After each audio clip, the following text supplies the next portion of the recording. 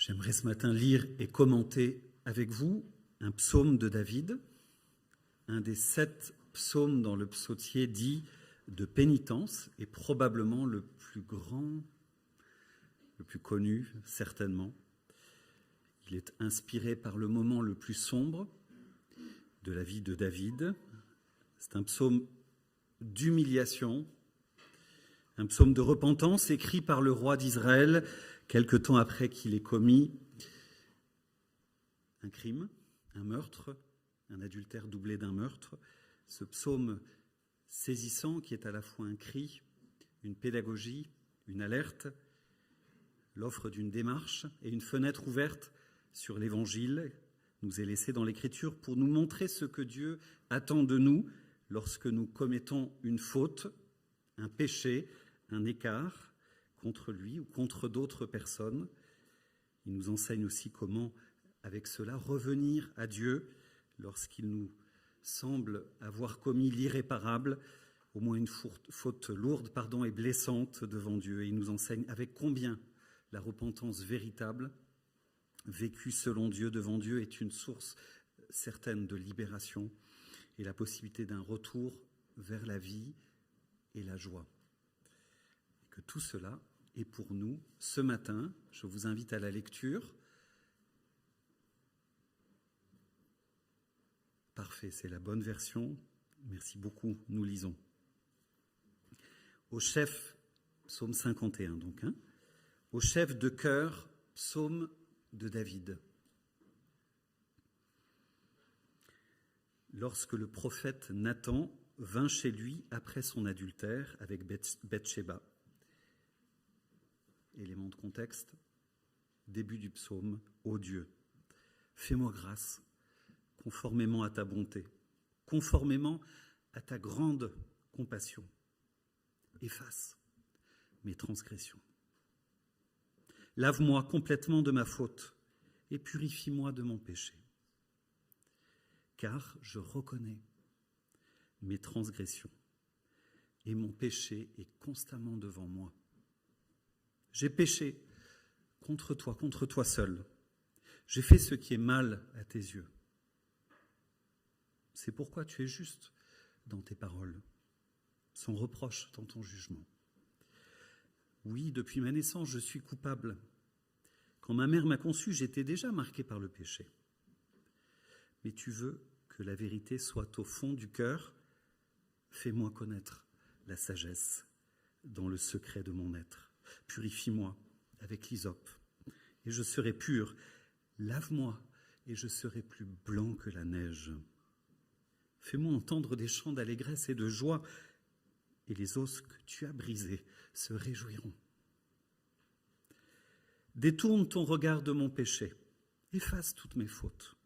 Ô Dieu, crée en moi un cœur pur, renouvelle en moi un esprit bien disposé.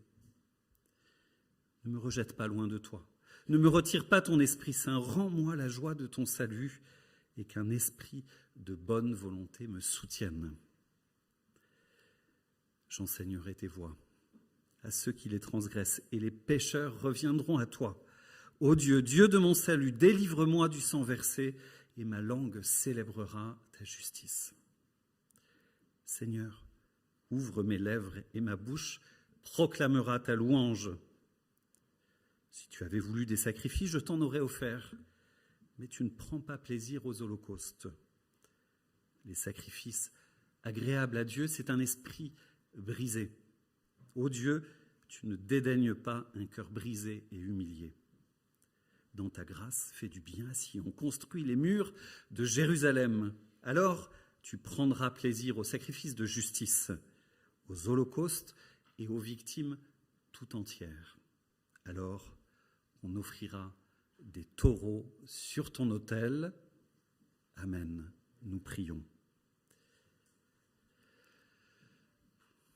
Seigneur, c'est avec un cœur disponible que nous voulons venir à toi. Rends-nous disponibles à toi. Crée en nous cette écoute faite d'humilité, faite d'un désir d'être enseigné. de recevoir une direction de ta part, un enseignement, effectivement. Seigneur, apprends-nous par ce psaume le sens de la repentance véritable, celle que tu suscites, celle que tu agrées, celle par laquelle tu restaures. Oui, enseigne-nous ce matin et que tu puisses encourager, exhorter, relever celui qui en a besoin ou équiper, éclairer celui qui immanquablement en aura besoin. Amen.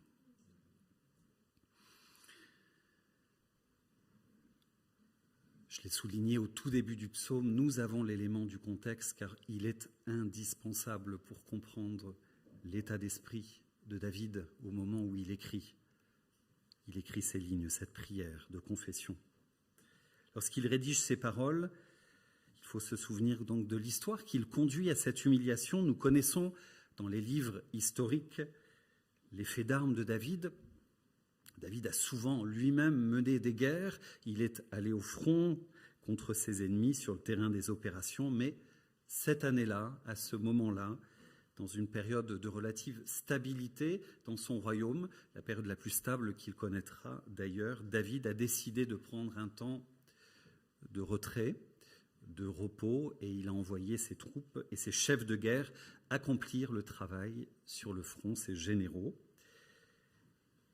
Et c'est le soir, il flâne sur sa terrasse royale et il voit là au loin, dans l'obscurité, une femme, une très belle femme, nous dit l'Écriture, probablement nue, il semble, et son regard s'attarde. Le désir s'enflamme. Cette femme est mariée à un autre, elle appartient à un autre, et pourtant, cet autre est un soldat que David a envoyé pour faire la guerre, pour faire ses guerres. Et pourtant, il la convoque, cette femme. Il l'appelle à lui et couche avec elle. Elle tombe enceinte. Pour tenter de masquer le scandale, et on va voir l'engrenage du péché maintenant, David décide de faire revenir Uri du front, donc c'est le mari de cette femme, auprès de sa femme pour faire en sorte qu'il soit plausible qu'Uri soit le père de cet enfant. Il le fait revenir tout simplement pour qu'il couche avec sa femme et qu'il entende qu'il est le père de l'enfant à naître. Mais manque de chance, ce soldat, en contraste de David, est trop honnête, il est trop loyal et refuse par solidarité avec je ne sais pas comment on appelle ça, en tout cas les combattants qui sont au front, il refuse de dormir avec sa femme, de prendre du bon temps avec elle.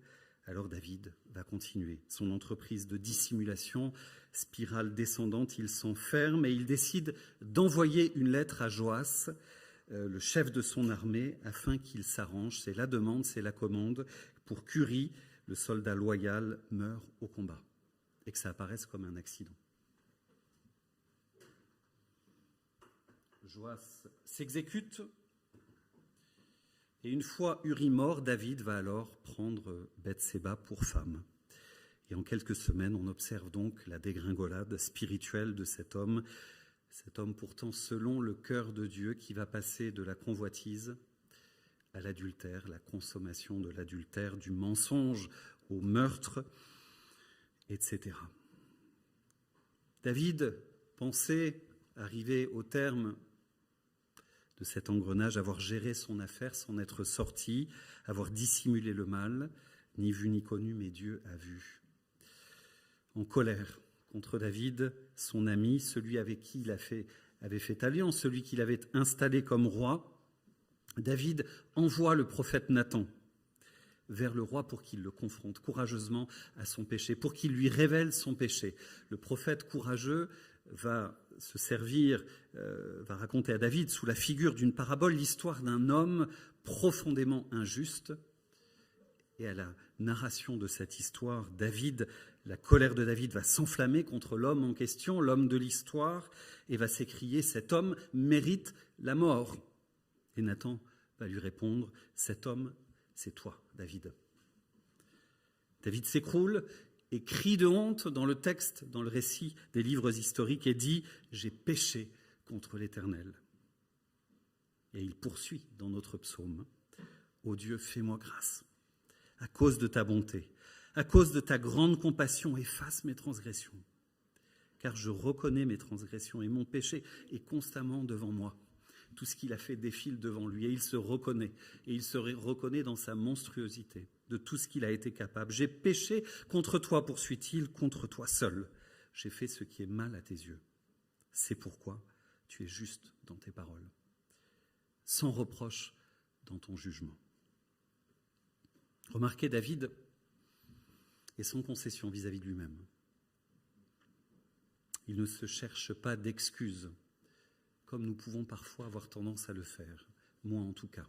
Des excuses faciles, du genre « Mais pourquoi as-tu permis, Seigneur, que je sois tenté au-delà de mes forces ? Tu connais ma fragilité, ma faiblesse. Pourquoi tu as déposé devant mes yeux cette femme belle, nue ? Et pourquoi tu as permis que Bathséba tombe enceinte ? En serais-je arrivé là ? » Non, David se regarde en vérité et reconnaît pleinement ses torts, son vice, la noirceur de son cœur, et ajoute que Dieu serait absolument, totalement juste en le punissant, que Dieu serait dans son droit selon les exigences de la loi. Et pourtant, Dieu va crier vers Dieu pour obtenir grâce. Alors, et on reviendra là-dessus, que la loi de Moïse est claire à ce sujet pour ce coupable d'adultère ou de meurtre, il n'y avait pas de possibilité de pardon. Ça peut vous choquer ce matin, mais dans l'Ancien Testament, les choses étaient claires. Il n'y avait pas de sacrifice offert possible pour ce type d'infraction. C'était la mort, la peine de mort qui était requise. David était le garant de cette loi et pourtant, il va crier vers Dieu pour que Dieu passe outre ses exigences. J'aimerais prolonger la réflexion ce matin par 4 repères concernant la démarche de repentance à l'écoute de ce qu'exprime et de ce qu'a expérimenté David. Premièrement, la repentance, première vérité, reconnaît la gravité de la faute et avec de notre nature pécheresse devant Dieu. La reconnaissance fondamentalement lorsque nous voulons revenir vers Dieu de notre fragilité, de notre culpabilité, de notre capacité à faire le mal. Deuxièmement, la repentance espère. Espère en dépit de la loi, en dépit de la justice, elle espère dans le Dieu de l'Alliance, elle demande grâce et reçoit le pardon.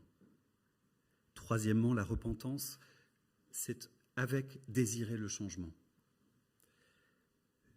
Une réorientation de vie. Sinon, ce n'est pas la repentance. Faire en sorte que le mal commis ne se reproduise pas. Et la prise de conscience que ce changement nous ne pouvons pas le produire nous-mêmes. Quatrièmement, la repentance, c'est aussi possiblement partager la guérison vécue et le chemin parcouru avec d'autres.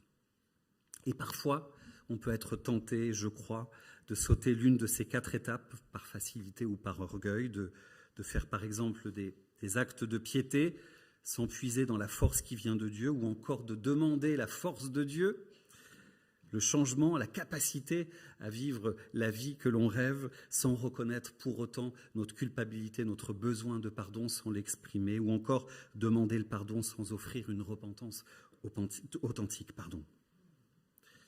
Le mal, nous dit ce texte, doit être traité à la racine, confessé, offert à Dieu, laissant Dieu agir, et la repentance doit traverser chacune de ces étapes. Alors c'est pour ça que nous allons les parcourir dans cet ordre-là. Premièrement, la repentance reconnaît en vérité la gravité de la faute commise et avec notre nature pécheresse devant Dieu, notre culpabilité et notre fragilité.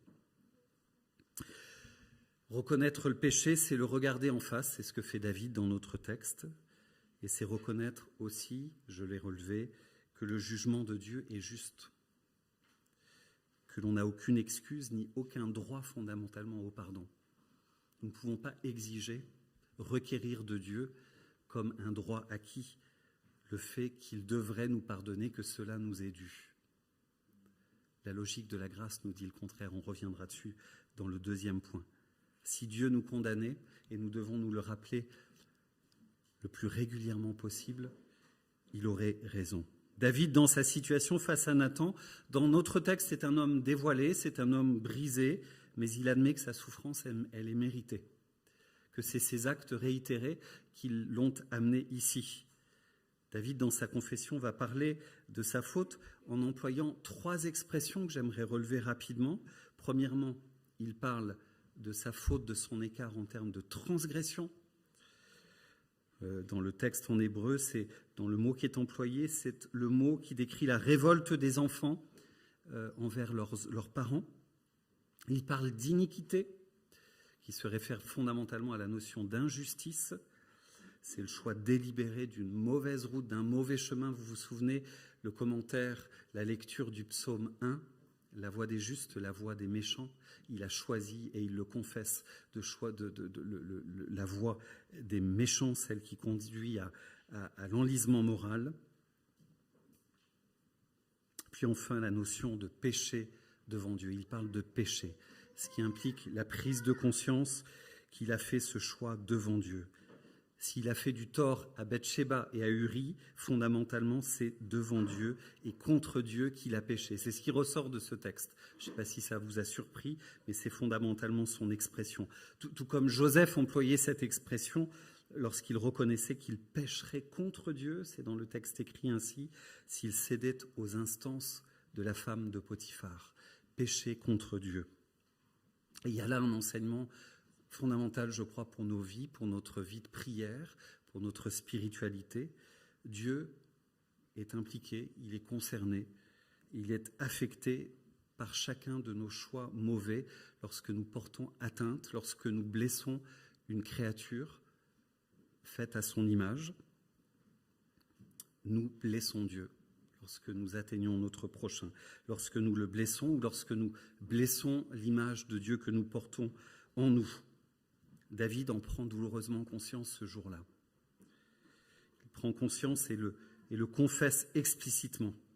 Lorsque j'entre dans une démarche de pardon vis-à-vis d'un frère, d'une sœur, d'un prochain, quel qu'il soit, c'est dans le même temps la conscience que c'est à Dieu que je demande pardon. Soit dans le même temps, soit après, soit avant, peu importe, mais la compréhension que Dieu est impliqué dans les relations que nous tissons, dans les blessures que nous adressons, dans les fautes, dans les transgressions, dans le chemin d'iniquité que nous prenons. Simplement positivement parce que Dieu est attentif, parce que Dieu nous aime, parce que chacune de ces créatures a de la valeur à ses yeux. Et lorsque nous nous blessons, nous les premiers, cela blesse Dieu. Les versets 7 et 8 révèlent un peu plus loin la prise de conscience de la profondeur du péché. Et elle nous apporte là un deuxième enseignement clé, je crois, sur ce que les théologiens plus tard appelleront le péché originel. Oui, dit David, depuis la naissance, et c'est le cas de chacun d'entre nous, Paul va l'appuyer lourdement en Romains, dans les premiers chapitres, tous ont péché. Nous sommes tous pécheurs. Fondamentalement, dit David, depuis ma naissance, je suis coupable. Quand ma mère m'a conçu, j'étais déjà marqué par le péché. C'est parfois un enseignement difficile à recevoir, à expliquer, parfois à des non-croyants, mais la vérité de l'Évangile est sans concession.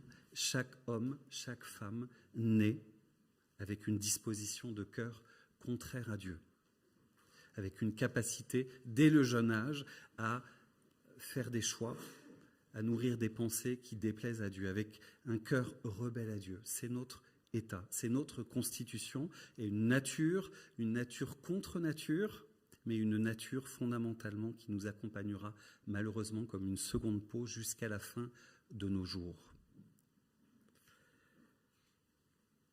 Luther le disait ainsi, simul, en latin, pardon, je ne parle pas du tout latin, mais voilà, je vous la dis quand même la formule, simul justus et peccator, nous sommes et nous serons, dans notre marche sur terre, toujours à la fois justes et pécheurs. Si Dieu nous a justifiés, si Dieu nous a réconciliés avec lui, nous demeurons avec cette nature. Nous demeurons pécheurs. Et il y a fondamentalement quelque chose à intégrer, à recevoir sous cet enseignement, une humilité qui est impliquée dans notre marche quotidienne, nous rappeler, ne pas nous penser autre chose que ce que nous sommes. Me le rappeler chaque jour et confesser régulièrement, effectivement, que je suis capable de pécher, de blesser Dieu. Et je crois, d'expérience personnelle et pour un certain nombre de situations que j'ai accompagnées, l'adversaire se sert de cette vérité contraire, fondamentalement. Quand nous pensons que nous sommes arrivés, que nous sommes au-delà, dans un état de grâce, au-delà de ce que nous sommes réellement, le premier péché arrivé, ou celui que nous réalisons, en tout cas comme étant, et que nous qualifions comme péché, nous met plus bas que terre. Et l'adversaire s'en sert pour dire, mais tu pensais être là, mais voilà ce que tu es, et tu penses que Dieu t'aime ainsi. Ne nous illusions, oula, je vais avoir du mal ne nous faisons pas d'illusions, mes frères et mes sœurs. Cultivons cette lucidité fondamentalement. Tu demeures pécheur, tu demeures avec cette nature pécheresse, et c'est comme ça que Dieu t'a rencontré, c'est comme ça qu'il t'aime. En dépit de ton péché, à cause de ton péché, il a donné son Fils, il a livré la vie de son Fils parce que tu es pécheur. Ne pense pas que tu es autre chose que cela. Et pourtant, tu es justifié. Et pourtant, tu es habité par l'Esprit de Dieu. Et pourtant, l'Esprit de Dieu te transforme dans le même temps. Nous allons voir ça dans un instant. Mais là, il y a une vérité à ne pas oublier, une lucidité fondamentale. Et Dieu est impliqué avec nous dans cette lutte contre le mal. Celui qui nous entoure, celui qui nous habite. Deuxièmement, la repentance espère dans le Dieu de l'Alliance. Elle demande grâce et elle reçoit le pardon sincère. Concrètement, suite à un péché commis et suite au péché ultime, je pense qu'on peut difficilement faire pire que ce que David a commis, l'adultère et le meurtre. Nous sommes fondés par l'Évangile, en vertu de Jésus-Christ, à nous tourner vers le Dieu de l'Alliance, avec sérieux, avec contrition, avec la crainte de Dieu, j'aimerais ajouter simplement, non pas avec légèreté, avec le sentiment que Dieu, parce que c'est son métier, va nous pardonner, mais réalisant que Dieu nous appelle à un changement, ce sera le point suivant, réalisant que Dieu, en vertu de l'Alliance, nous a promis, lorsque nous revenons vers lui, de nous pardonner, effectivement, de nous faire grâce, même si nous avons manqué à notre part, Dieu nous permet, nous autorise dans l'Évangile à revenir vers lui, si nous le faisons avec sincérité. David, je le redis dans notre texte, c'est très bien là où il en est, et lui qui était un homme selon le cœur de Dieu, il connaissait les entrailles de Dieu, le cœur de Dieu, son cœur de miséricorde. Il le connaissait intimement, au-delà de la révélation mosaïque. Il savait qu'il y avait une possibilité, quelque part en Dieu, que sa transgression, que sa faute soit réparée, qu'il soit réhabilité. En dépit de la peine de mort qu'il méritait, David connaissait Dieu. Avant l'heure, il connaissait l'évangile de Jésus-Christ. Et l'efficacité du pardon qu'il va recevoir se fonde sur le sacrifice à venir de Jésus-Christ. David emploie diverses images pour décrire le pardon qu'il recherche. Le pardon, et je passe très rapidement là-dessus, mais je crois que c'est joliment imagé. Ça nous dit, au fond, ce à quoi nos cœurs aspirent lorsque nous sentons cette séparation, cette brûlure du péché, cette marque du péché dans nos vies. Le pardon, nous dit ce texte, ôte la souillure, les traces de honte, en vue de la réhabilitation. Le psalmiste il se sait impur, comme le lépreux, banni de la communion des autres hommes et de Dieu. C'est pourquoi il va prier pour être purifié de sa souillure morale avec une branche d'hysope. C'est la branche avec laquelle, dans le livre du Lévitique, le lépreux guéri était aspergé pour être rétabli dans la communauté, le signe de sa pureté, de sa réintégration dans le monde des vivants, on pourrait dire, dans la communion des hommes et de Dieu. Le pardon, poursuit le psalmiste, ressemble à un lavage L'expression qui est utilisée en hébreu l'est pour des habits très sales que l'on lave en les foulant.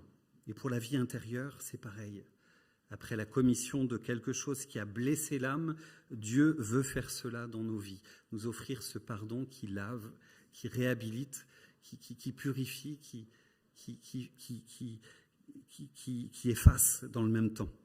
Être pardonné, au fond, au versets 10 et 11, c'est voir effectivement ses fautes effacées. C'est ce qu'il dit. L'offense et la faute, oui, et la honte plutôt, oubliée, c'est entendre quelqu'un dire dans nos relations et entendre Dieu dire « tout va bien ». Tout va bien. Lorsque nous confessons nos fautes à quelqu'un, je pense que vous le vivez régulièrement, dans une amitié peut-être blessée, il y a quelque chose qui a été fait de regrettable et qui a abîmé la relation. Lorsqu'on va demander pardon, on attend avec une certaine anxiété la réponse de l'autre. On attend qu'il nous dise « Ok, merci ». Et on reprend, c'est oublié, on reprend comme avant. Nathan, 2 Samuel, a transmis cette réponse de Dieu à David en lui disant « Ton péché a été enlevé, tu ne mourras pas. Tout est bien, tu es avec moi. » Troisièmement, la repentance, c'est désirer un changement. Une réorientation de vie, un changement pour que cela ne se reproduise plus. Et un changement que l'on ne peut pas espérer produire nous-mêmes, le réaliser fondamentalement. D'une manière générale, je crois, et ça vaut pour les relations interpersonnelles, interhumaines, la preuve de l'authenticité d'un regret, fondamentalement, est le désir de changer dans l'avenir.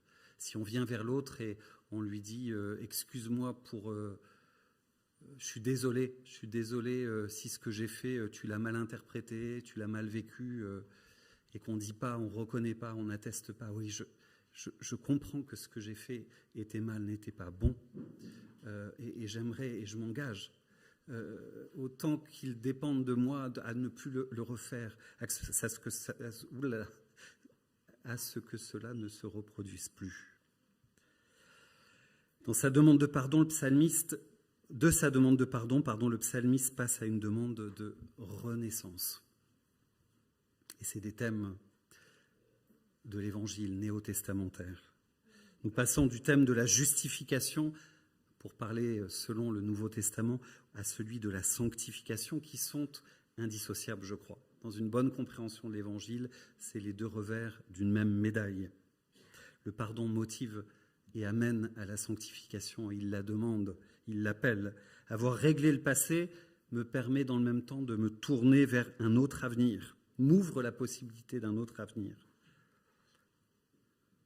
Autrement dit, dans l'histoire du salut, la croix précède la Pentecôte et le don de l'Esprit. Le Christ nous a pardonné et il veut et il a déversé son Esprit dans nos cœurs pour une transformation profonde de notre être, pas à pas, progressivement. La sanctification. Très rapidement, avant de passer au point 4, le temps file. Je ne pense pas avoir déjà eu l'occasion de vous le dire, mais au moment de la Réforme, Luther, avec son caractère, son franc-parler, avait annoncé la grâce abondamment. C'était la redécouverte de la Réforme, et il a observé très rapidement, notamment dans les campagnes dans lesquelles il avait prêché avec conviction cette grâce disponible du Dieu de l'Alliance, il avait observé que cette grâce menait les uns et les autres à une vie d'un point de vue moral, d'un point de vue éthique assez relâché. Alors il avait prêché contre les bonnes œuvres qui sauvent, mais il s'apercevait qu'en délivrant un message de grâce sans les œuvres, les uns et les autres se vautraient dans une vie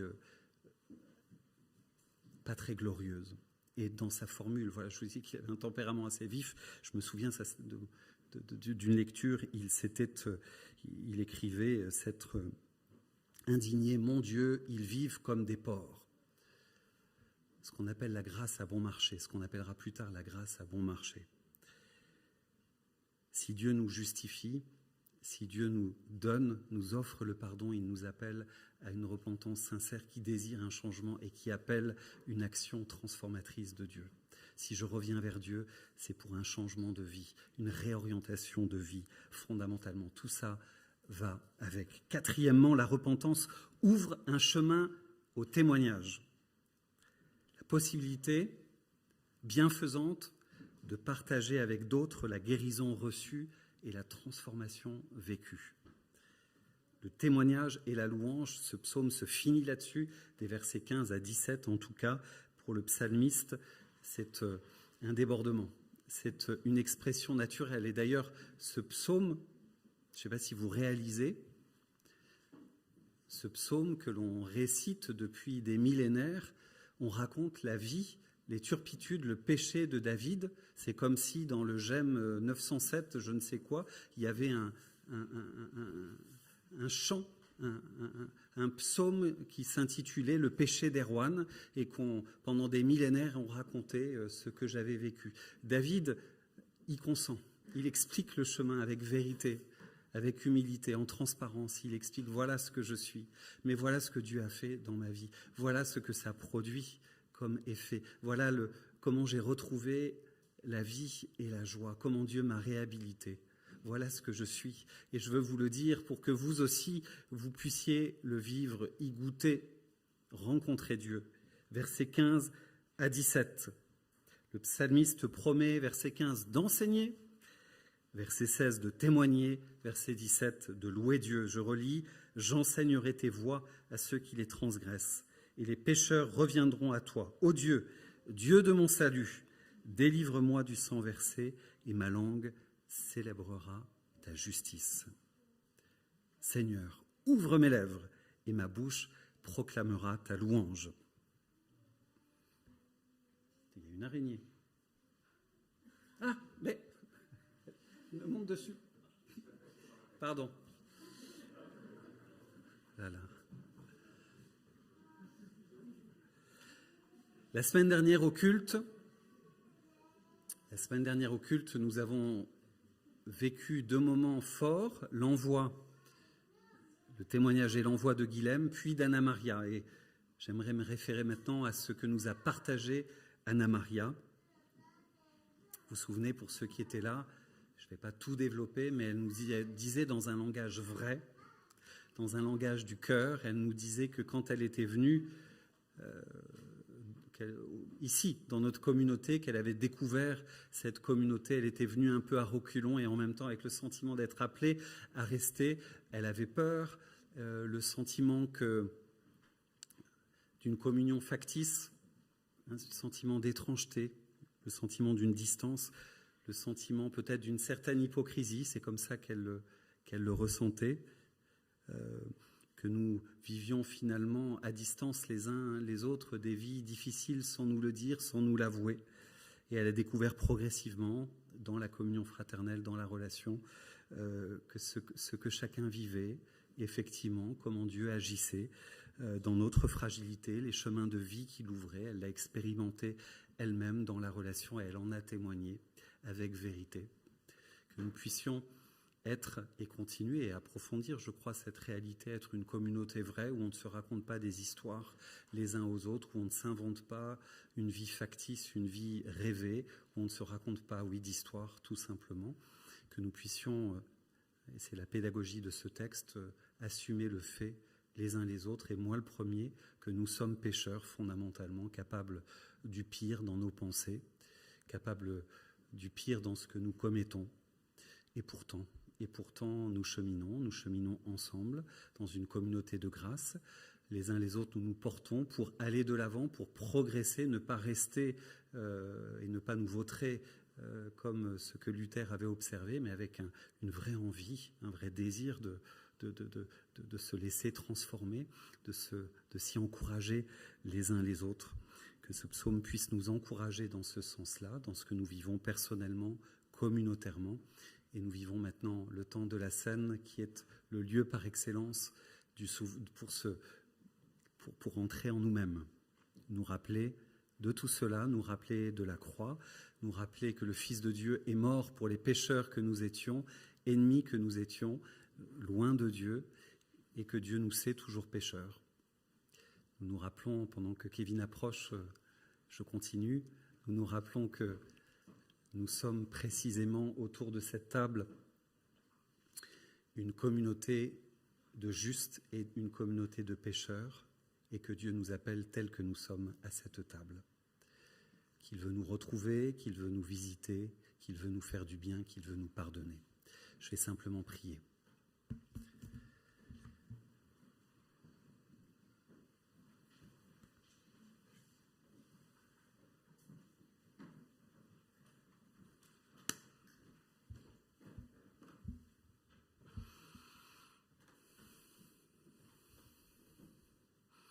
Seigneur, merci parce que l'Évangile ne nous raconte pas d'histoire,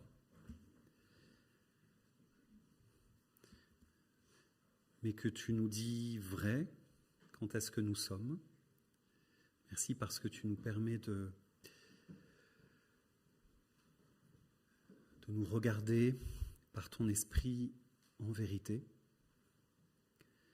tout en nous rappelant au plus profond de nous-mêmes et nous rappelant les uns aux autres que tu nous aimes en dépit de notre fragilité, en dépit de notre péché,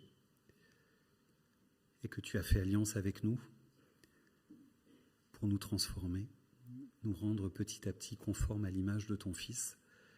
Et Seigneur, c'est dans cette union, par la foi, que nous cheminons avec toi. Nous voulons vivre de ta présence, nous voulons vivre par l'Esprit, nous voulons vivre de ton pardon, nous voulons marcher à ta suite. Nous avons soif de te ressembler, nous voulons nous rendre disponibles à toi, Seigneur, te laisser accéder au plus profond de nous-mêmes. Merci pour ton amour, ton pardon et l'espérance de ton retour. Amen.